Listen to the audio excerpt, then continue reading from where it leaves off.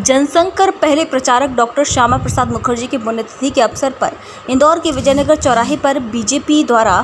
श्रद्धांजलि कार्यक्रम आयोजित किया गया। जनसंघ के प्रचारक रहे डॉक्टर श्यामा प्रसाद मुखर्जी की 68वीं पुण्यतिथि पर भाजपाइयों द्वारा विजयनगर चौराहे पर उनकी तस्वीर और प्रतिमा पर माल्यार्पण कर उन्हें श्रद्धांजलि दी। इस दौरान बीजेपी के पूर्व सांसद कृष्ण मुरारी मोघी, इंदौर सांसद शंकर लालवानी सहित कई बीजेपी नेता और जनप्रतिनिधि मौजूद रहे। इस मौके पर वरिष्ठ जनों ने डॉक्टर मुखर्जी के जीवन परिचय का वर्णन किया और साथ ही 2 मिनट का मौन भी रखा, जहां बुधवार को इस दिवस पर बीजेपी कार्यकर्ताओं ने बलिदान दिवस के रूप में मनाया।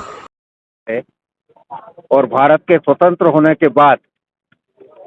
जो भारतीय की अंतरिम सरकार बनी,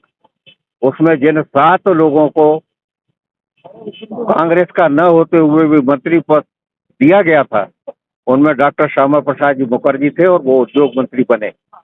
किंतु बाद में जिस प्रकार से पाकिस्तान से बड़ी संख्या में जो लोग आए, तो डॉक्टर श्यामा प्रसाद जी मुखर्जी ने एक प्रस्ताव रखा था कि जो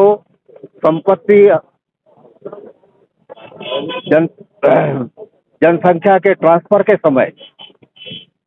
भारत में लोग आए हैं और संपत्ति छोड़ के आए हैं, वो संपत्ति पाकिस्तान से ली जाना चाहिए, उतनी जमीन ली जाना चाहिए और इन लोगों को बसाया जाना चाहिए। नेहरू जी इस बात से सहमत नहीं हुए, सरदार वल्लभ भाई पटेल सहमत थे उनके इस विचार से। और इसके साथ ही 1953 में एक प्रस्ताव पास हुआ और जिसके कारण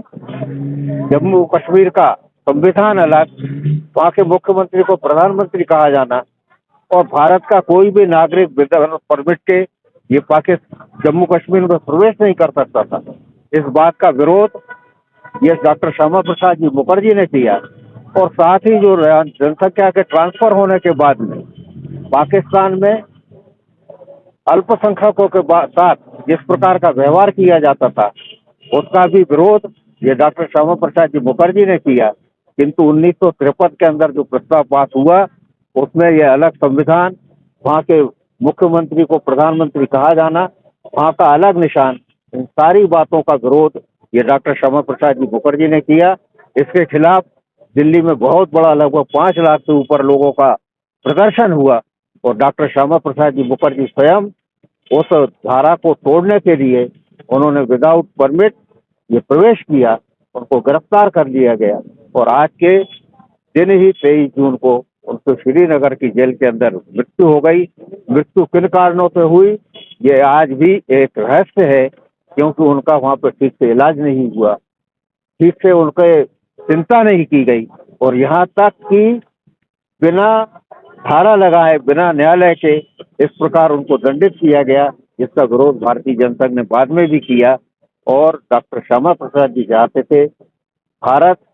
ये राष्ट्रवाद के ऊपर खड़ा होना चाहिए, सांस्कृतिक राष्ट्रवाद के ऊपर खड़ा होना चाहिए और इसी बात को लेकर उन्होंने भारतीय जनसंघ की स्थापना की थी। आज वो हमारे बीच में नहीं है, किंतु उनकी प्रेरणा जो राष्ट्रवाद का मंत्र उन्होंने फूंका है, वो निश्चित रूप से इस देश के अंदर एक दिन फलीभूत होगा, ऐसा मैं विश्वास करता हूँ। और आज के दिन उनको मैं अपनी ओर से विनम्र श्रद्धांजलि अर्पित करता हूँ। भारतीय जनता पार्टी के कार्यकर्ता बलिदान दिवस के रूप में मनाते हैं। एक देश में 2 निशान, 2 विधान, 2 प्रधान नहीं चलेंगे, इस नारे को लेके, इस नारे को चरितार्थ करने के लिए स्वतंत्र भारत में अगर पहला बलिदान किसी का हुआ था तो डॉक्टर श्यामा प्रसाद मुखर्जी का हुआ था। और भारतीय जनता पार्टी की नरेंद्र मोदी जी के नेतृत्व में, माननीय अमित शाह जी के नेतृत्व में एनडीए की सरकार ने इस धारा 370 को हटाने का काम और अभिन्न हमारे देश के अटूट अंग कश्मीर को एकरस करने का काम अगर किसी ने किया है तो माननीय नरेंद्र मोदी जी ने किया है, माननीय अमित शाह जी ने किया है। आज हम सब भारतीय जनता पार्टी के कार्यकर्ता राष्ट्र गौरव और हमारे डॉक्टर श्यामा प्रसाद मुखर्जी को नमन करते हैं, उन्हें श्रद्धांजलि देते हैं।